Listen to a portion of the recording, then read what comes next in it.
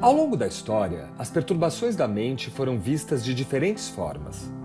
Se casos de ansiedade, depressão, problemas do sono, dependências e compulsões sempre existiram, hoje, diante do fenômeno da pandemia e aumento exponencial destes transtornos mentais, como interpretá-los e compreendê-los? Transtornada mente. Uma visão da psiquiatria. Tema desta série do Café Filosófico. Se a ansiedade não nos deixa dormir, não dormir também nos deixa ansiosos. Um ciclo que vai trazendo muitos prejuízos para a nossa saúde física, mental e social, afetando de várias maneiras o nosso dia a dia.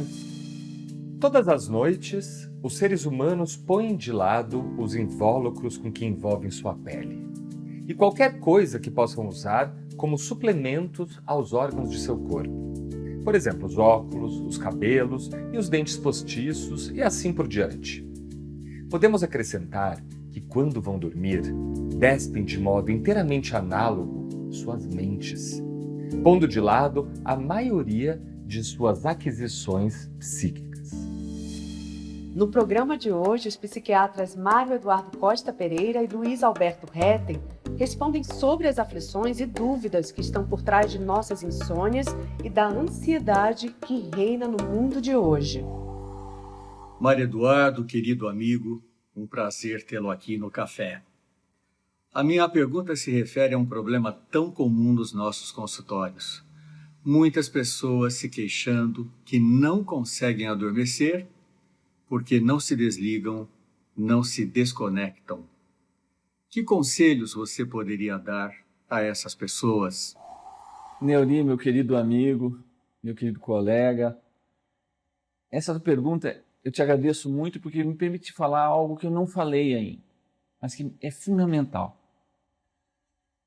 Muitas pessoas buscam ajuda técnica achando que elas podem manter exatamente o mesmo tipo de vida e que tomando um remédio elas vão dormir. Isso é algo de impressionante na nossa cultura. Nós temos uma profusão de remédios para dormir e uma profusão de remédios para se manter acordado. Como se dormir, como se o sono fosse uma commodity, como se o sono fosse apenas uma técnica ou uma competência que nos permite nos reciclarmos para poder no dia seguinte voltar a produzir, a consumir, a competir. E que a gente pode então simplesmente fazer a gestão quase econômica, quase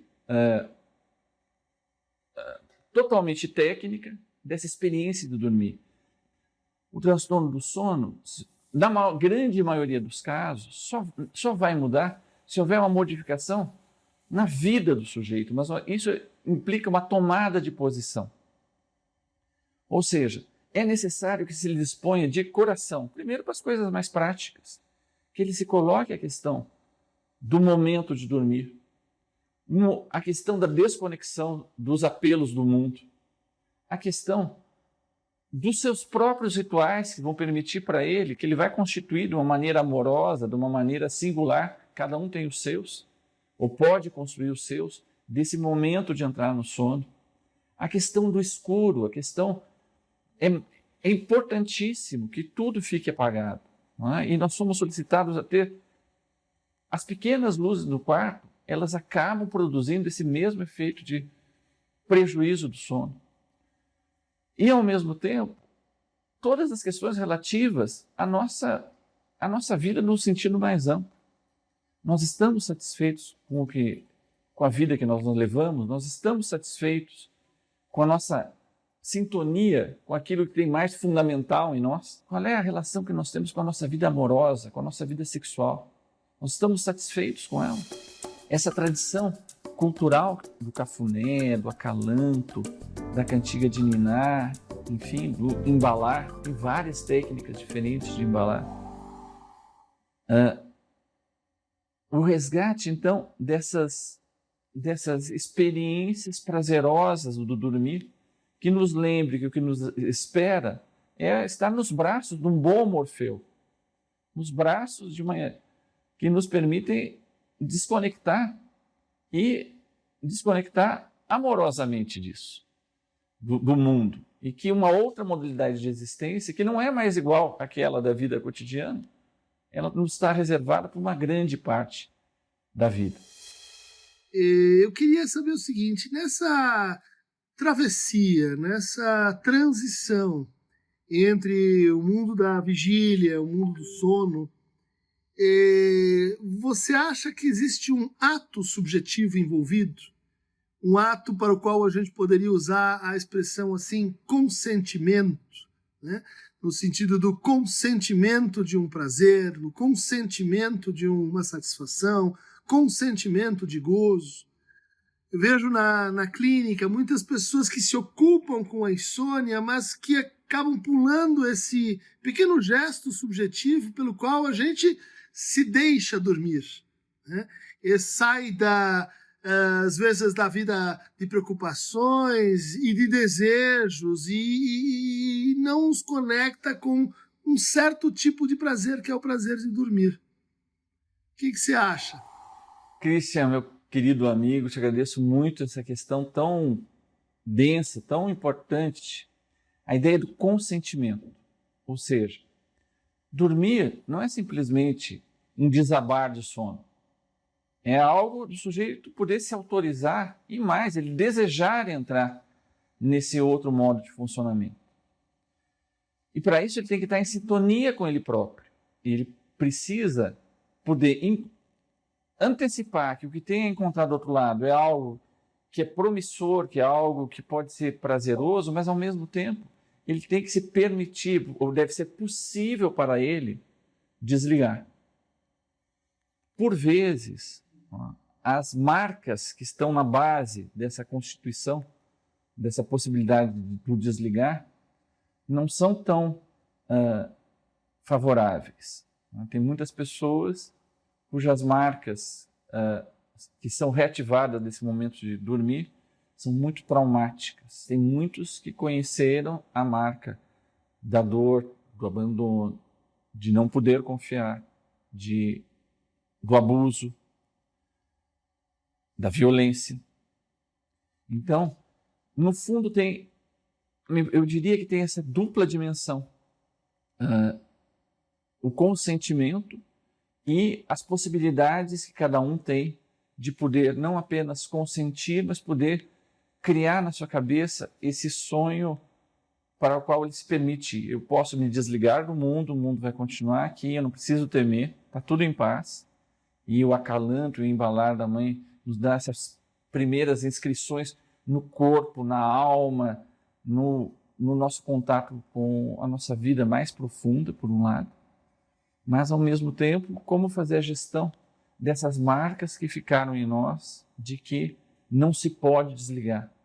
É preciso ficar atento o tempo todo. Não é possível confiar, não é possível se entregar. Ou seja, isso coloca também uma outra questão: que mundo é esse em que o sono, que é uma experiência de confiança e de entrega e de poder se entregar para um outro modo de funcionamento que me faz desligar um pouco dos radares eternos, antecipando perigos e gozos do mundo, como é que eu posso desligá-los? Mas isso tem que ter também a marca dentro deles. Então, nesses momentos, muitas vezes, o tratamento especializado ele é indispensável, porque algumas pessoas necessitam poder elaborar, fazer a travessia dessas marcas e lidarem com elas de uma outra maneira, de reencontrarem um outro repouso, apesar disso tudo, com outras modalidades, podendo reorganizar essas mesmas marcas de uma outra forma.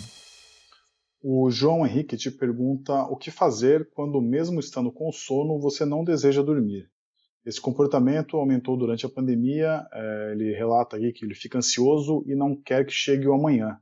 Às vezes prolonga o tempo acordado, mesmo estando cansado e sonolento. A nossa consciência não é simplesmente uma tábula rasa que a gente se deixa passivamente impressionar pelas coisas que vêm do mundo e que a gente recebe neutramente. Não funciona assim, ela funciona de maneira ativa. Nossa predisposição para o mundo, a nossa abertura para o mundo, ela tem primeiro uma tonalidade, não é? Do nosso estado de humor, mas basicamente nós estamos conectados com o mundo em busca dos indícios daquilo que tem a ver com o que a gente deseja, para a realização dos nossos desejos, dos nossos sonhos. E, por outro lado, tem a ver com antecipar aquilo que é perigoso para nós, aquilo que pode nos ameaçar. Então tem uma dimensão de desejo, uma dimensão de medo, e entre eles tem o estado desse balanço que a gente faz. Muitas pessoas não conseguem dormir porque elas estão a tal maneira empenhadas no que eu chamo dessa máquina de moer carne, que é a nossa vida cotidiana, de performance, de competição, de competência, de prazos, etc., que na hora de dormir, nesse momento da verdade da cama, diz assim, que vida é essa? Como é que eu posso dormir sem ter dedicado um único segundo para algo que me satisfaça naquilo que eu realmente desejo? Então, muitos não conseguem dormir porque não estão se... É como se eu tivesse que colocar um ponto final nesse dia sem estar suficientemente realizado naquilo que eu esperava da vida, naquilo que eu esperava de mim, naquilo que eu esperava em relação ao meu desejo. Outros não conseguem dormir porque eles estão a tal ponto preocupados com antecipar os problemas, as configurações, as suas realizações no dia seguinte, que eles não conseguem relaxar, eles não conseguem em nenhum momento desconectar. Não tem aquela voz que ficou marcada em algum momento na vida da gente, que diz assim, está na hora de dormir, agora é outra coisa. Mas eles não conseguem mais se permitir isso. Mas isso tem a ver não apenas com uma questão singular daquela pessoa, mas tudo em volta contribui para isso. Ou seja, dormir tem algo de revolucionário. Dormir tem algo de uma tomada de posição de cada um em relação a qual é o meu desejo, qual é a minha posição em relação à proposta do mundo e como é que eu posso fazer do meu jeito. Tanto, não apenas o momento de dormir, mas a minha instalação no mundo, porque a gente leva para a hora de dormir todas essas questões. Então, não adianta solicitar um tratamento para dormir apenas na base do medicamento ou do tratamento que vai mudar o comportamento do dormir. Mas, principalmente, ele tem que se dispor, essencialmente, a mudar sua relação com sua experiência do adormecer, com sua experiência do que ele vai encontrar na noite, e, em especial, do seu contato vivo com ele próprio. No próximo bloco... Que futuro é esse que não se constrói a cada noite? Que mal-estar é esse?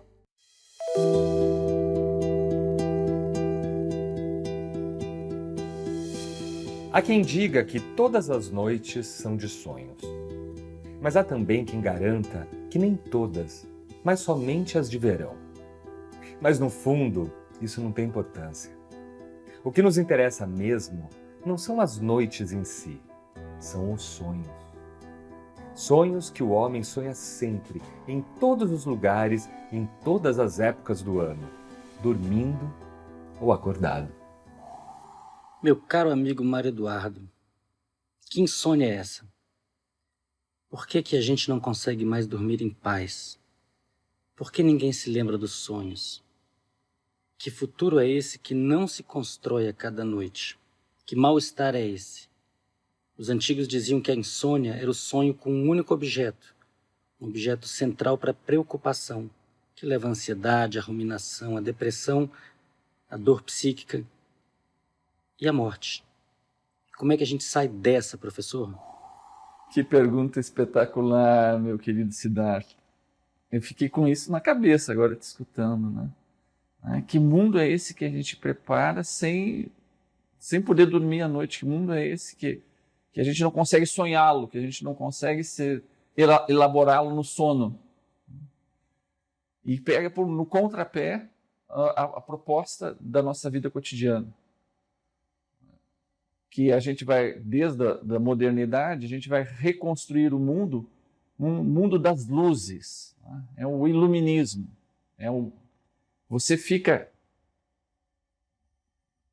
sob o foco da luz e a luz iluminará tudo. E a razão é o elemento central, a consciência é o elemento central desse organização, tanto da vida interior como da civilização e do projeto de futuro. Ele é todo calculado, ele é utilitarista, ela é técnica, ela é formal. Mas o que você está chamando a atenção é que nessa outra modalidade de funcionar, nós temos categorias mentais que nós não conhecemos na vida de vigília. Nós temos a possibilidade da desconexão das nossas formas habituais de organizar as nossas maneiras de conceber o mundo, de estabelecer uma gramática, estabelecer uma semântica da nossa relação conosco e com o mundo. E, a partir daí, nós temos uma outra situação, temos uma outra possibilidade de criatividade. No sonho, e o Siddhartha tem esse livro importantíssimo, o Oráculo da Noite, que justamente ele destaca esse aspecto.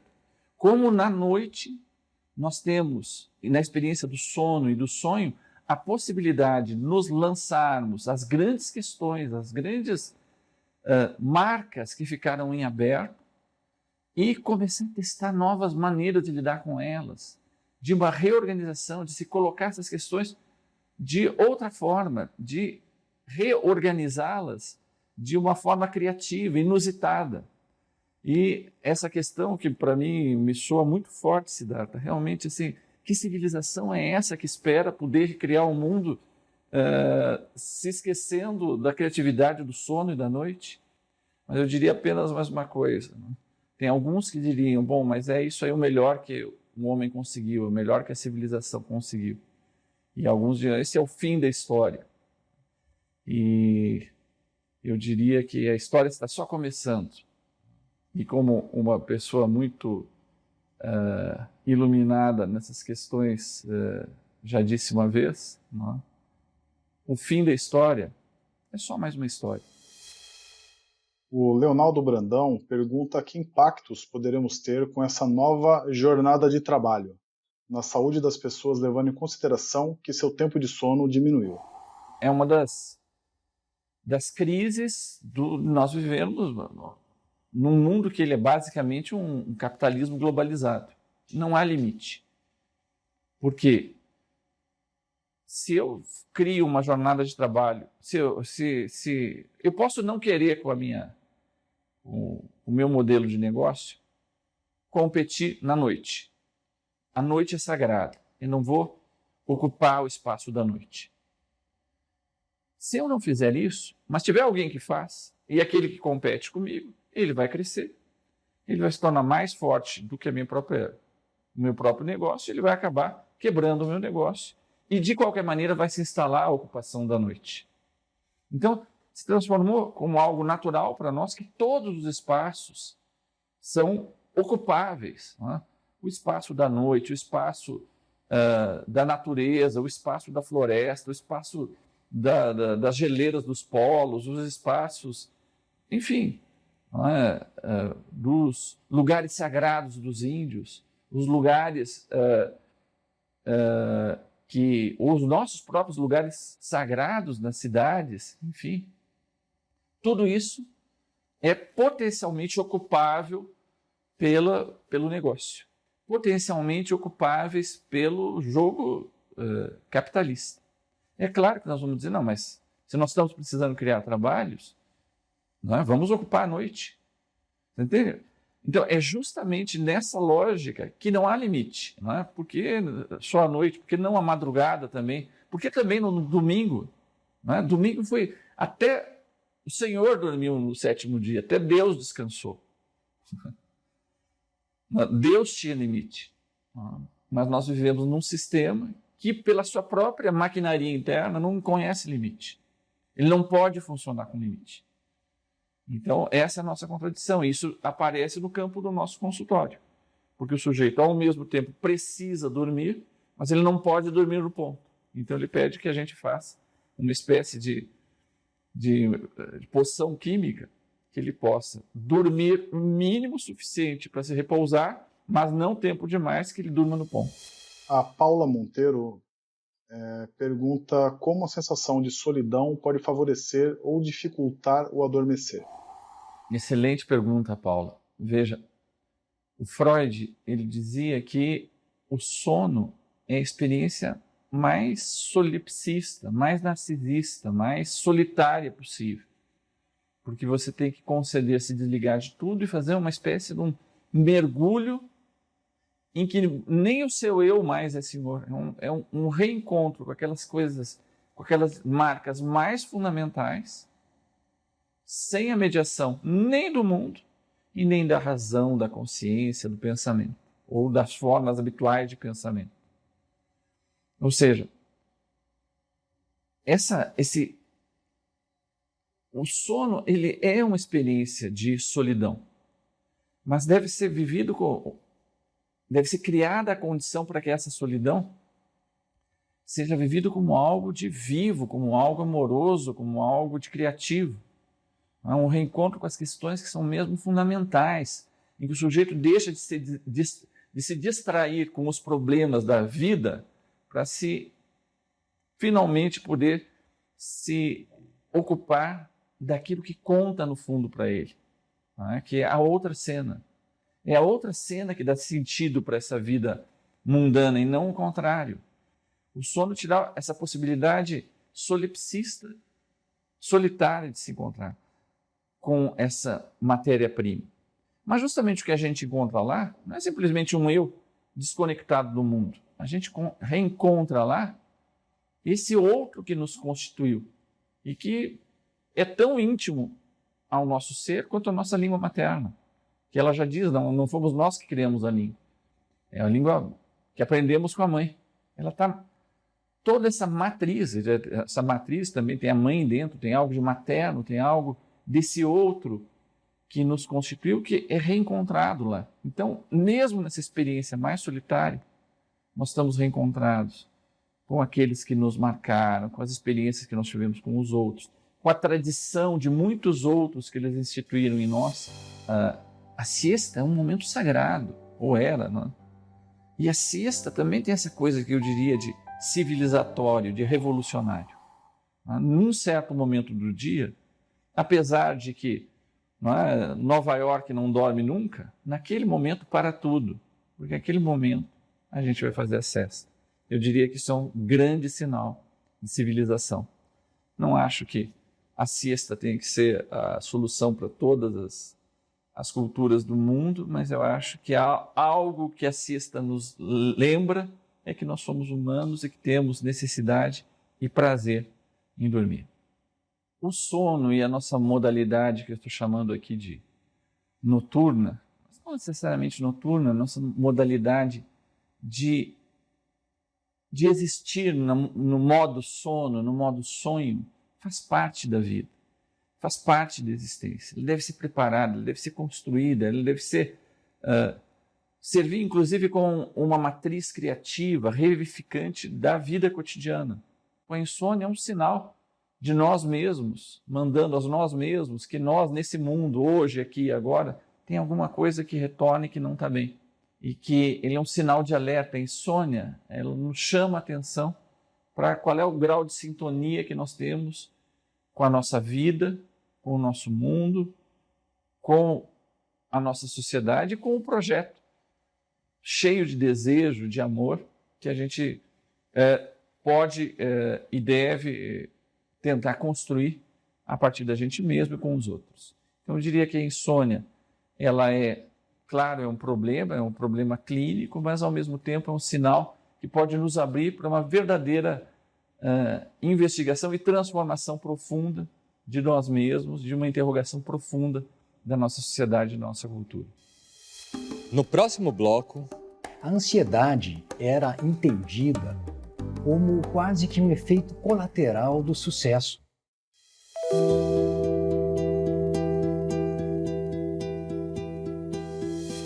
se temos dificuldade de entrar no modo sono, de nos autorizar a dormir e sonhar, precisamos admitir também que estamos vivendo no modo ansioso. Porém, a ansiedade é uma emoção humana de extremo valor adaptativo. Graças a ela, tomamos precauções e somos mais cuidadosos diante de situações novas, de imprevistos e de decisões importantes.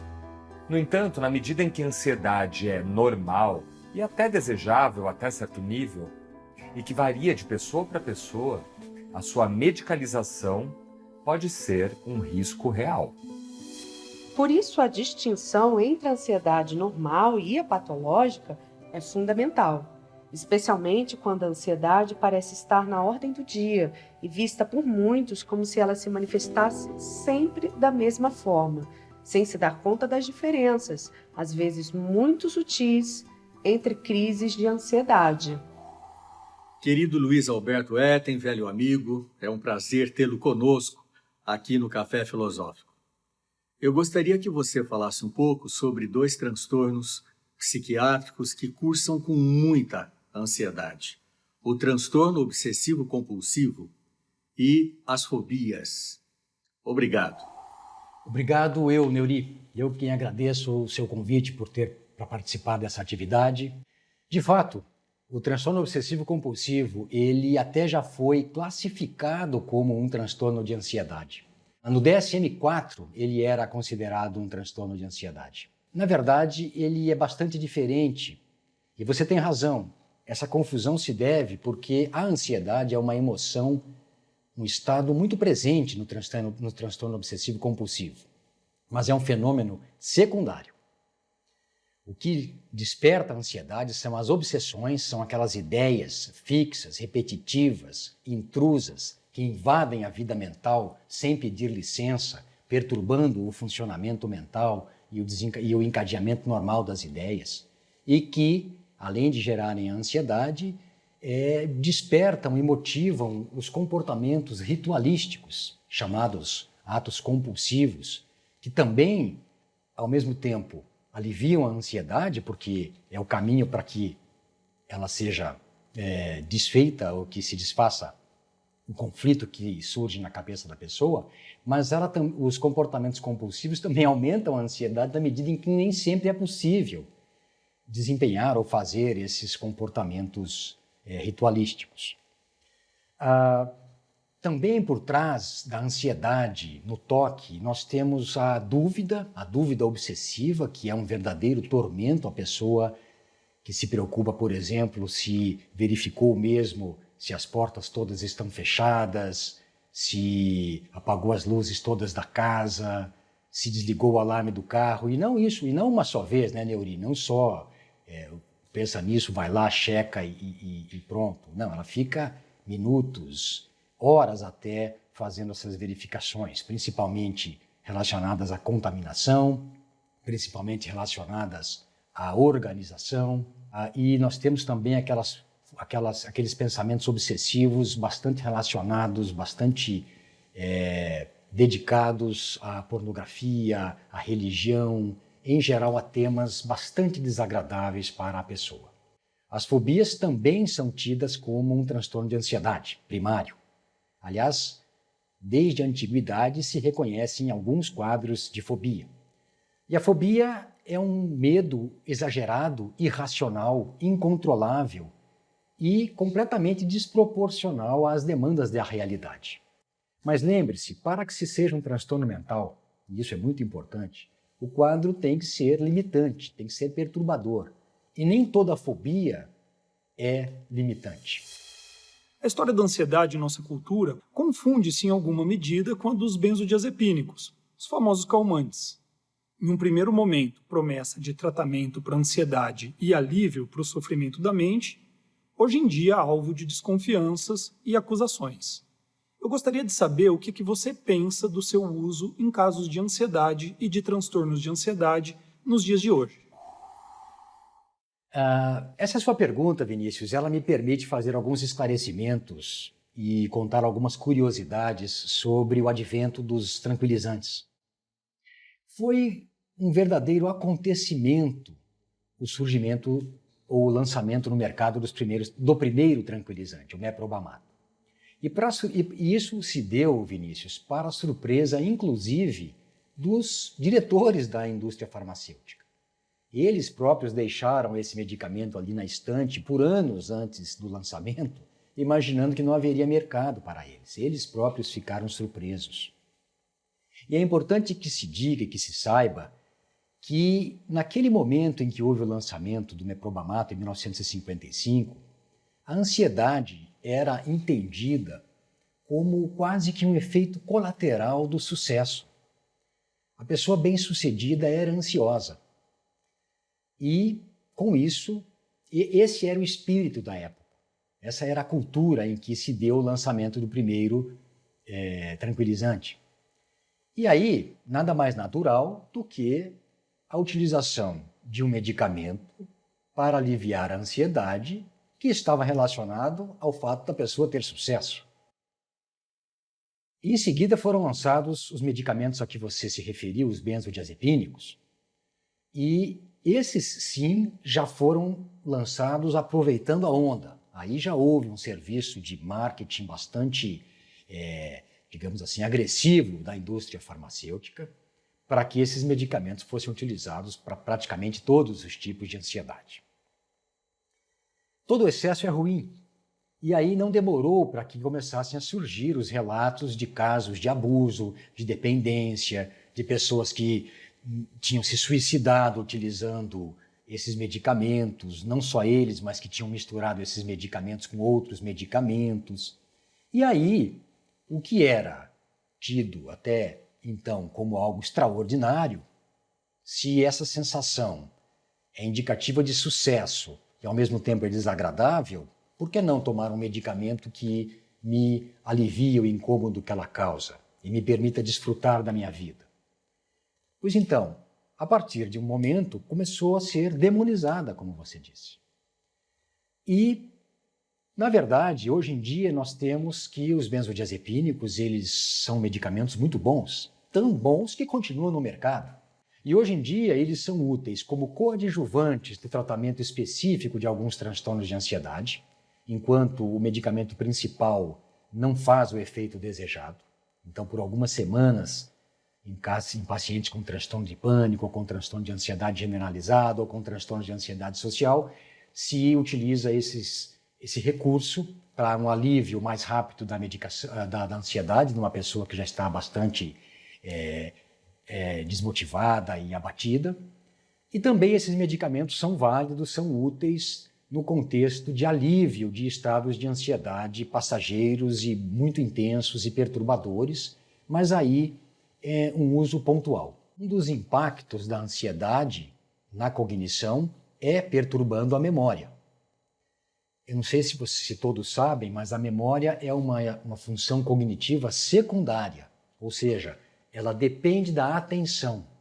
É a atenção que faz com que você assimile uma informação e armazene adequadamente essa informação. A memória consiste na recuperação dessa informação. Se você, porque está ansioso, não assimilou direito a informação e não a organizou, não a registrou de maneira organizada, você terá uma falha de memória por causa do déficit, da perturbação da atenção. O remédio utilizado por tanto tempo na dependência da dose pode causar alguma falha de memória, mas mais comum hoje em dia por trás das falhas de memória é o aumento da ansiedade e o volume de informações que nós todos temos que elaborar. É bom que se saiba que são raros os casos de dependência em pacientes utilizando esses medicamentos sob prescrição, sob orientação de psiquiatras. No próximo bloco, a ansiedade, como a raiva, é uma emoção ativadora. Ela energiza a pessoa.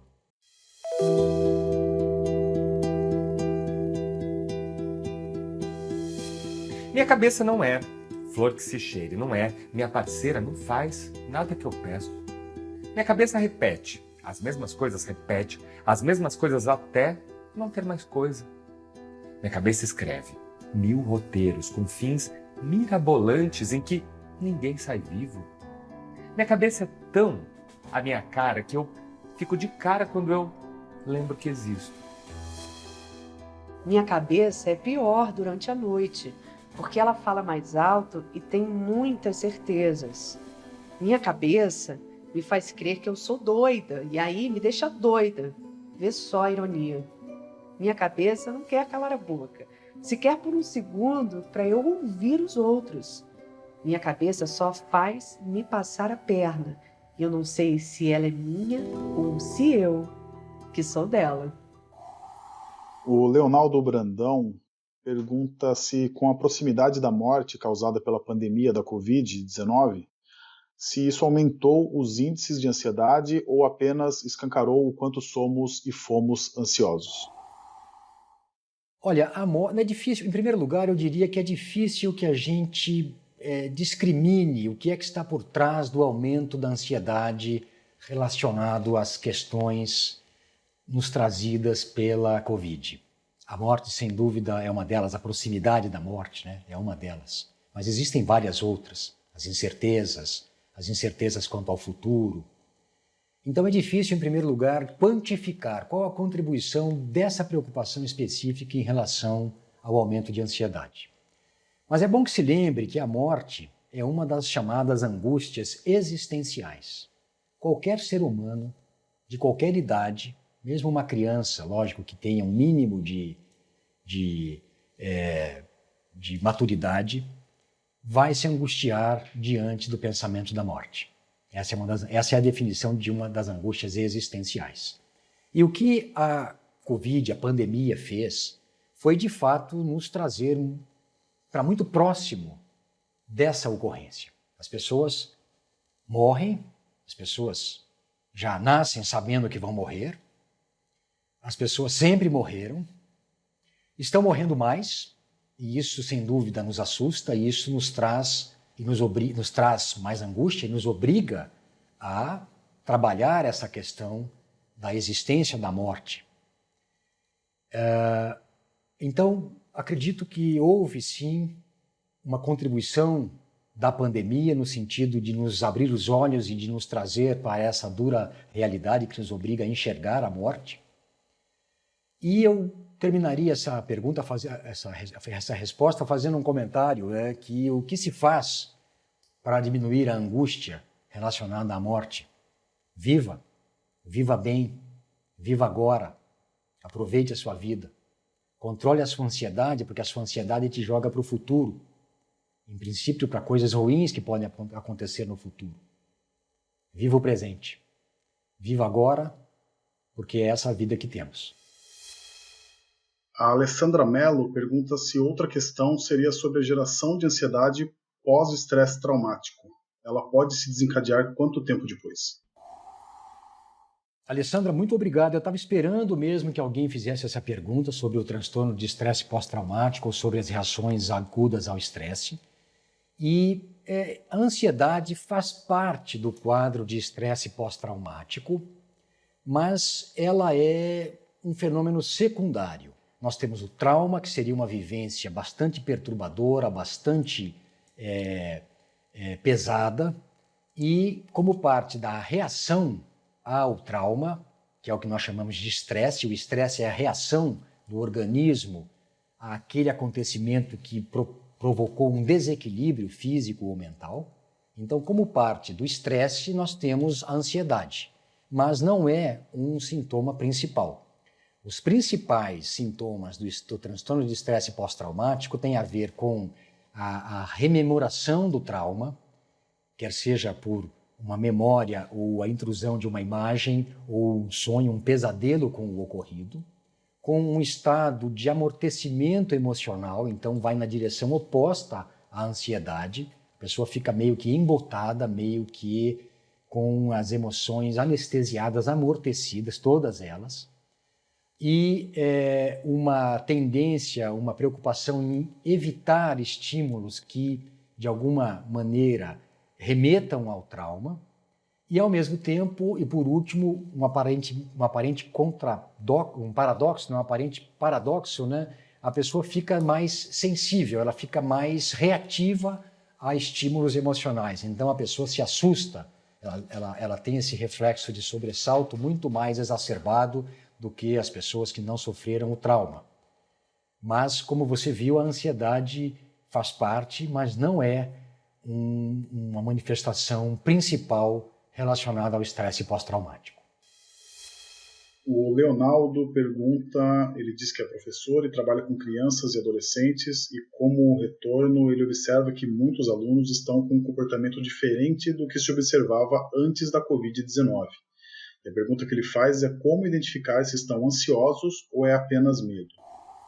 Puxa, Leonardo, olha, eu entendo o que você está dizendo, eu acho que isso de fato está acontecendo, é realmente um fenômeno que está sendo visto.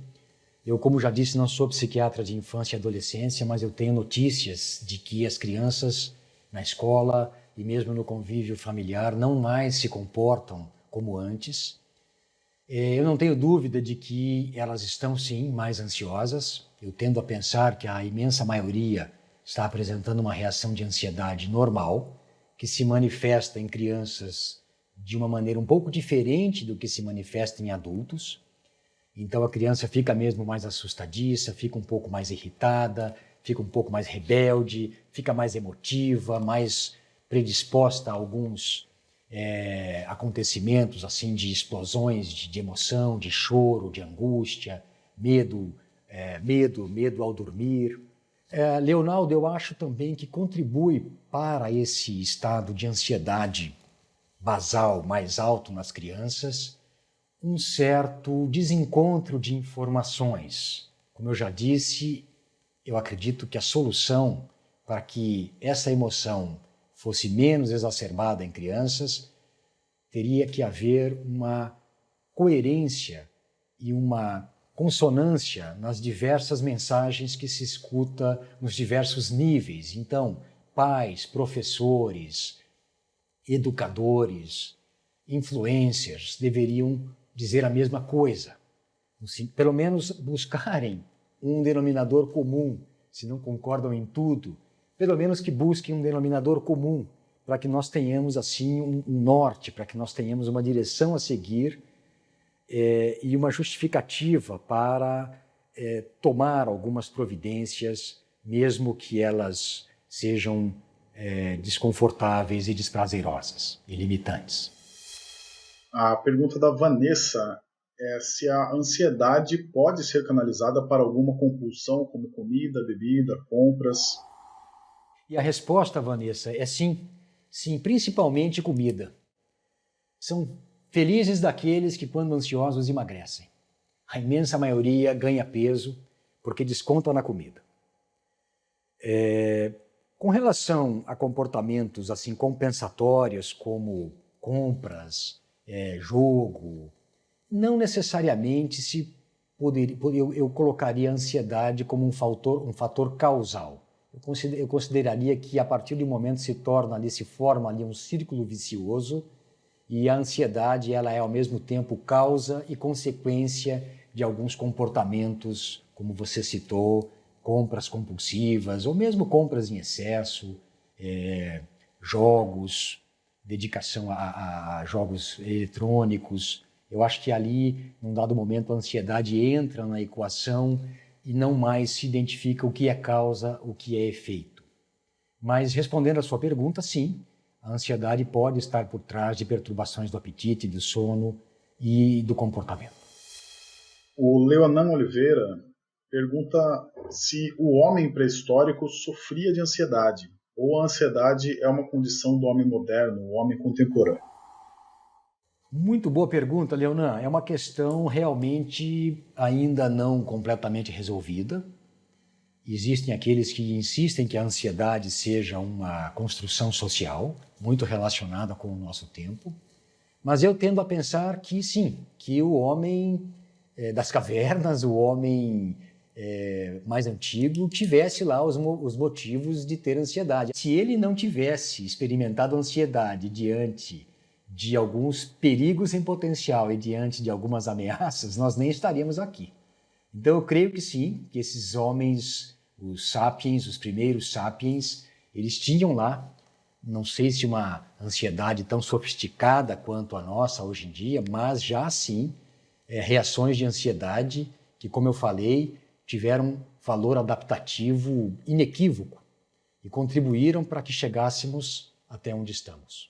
Da mesma maneira que a ansiedade pode ser canalizada para alguns comportamentos ruins, digamos assim, para excesso de consumo alimentar ou mesmo para consumo de drogas, ela também pode ser canalizada para algo bom, para algo construtivo.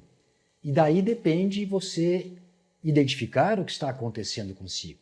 A ansiedade, como a raiva, é uma emoção ativadora. Ela energiza a pessoa.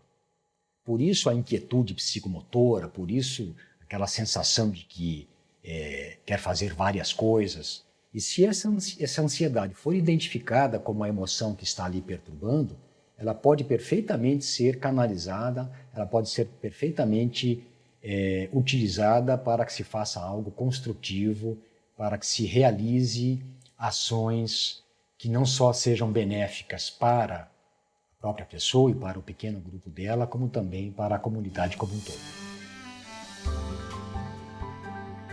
Mais reflexões no site e Facebook do Instituto CPFL e no canal do Café Filosófico no YouTube. Se a insônia é uma marca da nossa civilização, o consumo de tranquilizantes, de indutores do sono também o é. Tudo o que contribui para confundir, contribui para aumentar a ansiedade.